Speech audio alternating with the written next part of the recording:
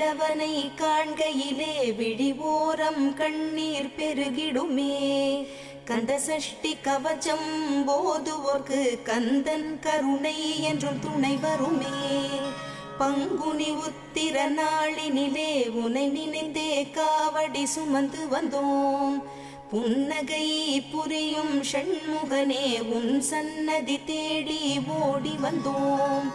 உன் பதம் பணிவது என் தவமே, என் மனதில் நிறைந்திடும் உன்முகமே. ஷண்முக பிரிய குஹ குரு சரவணனே வந்தே இன்னருளை தர வேண்டும்.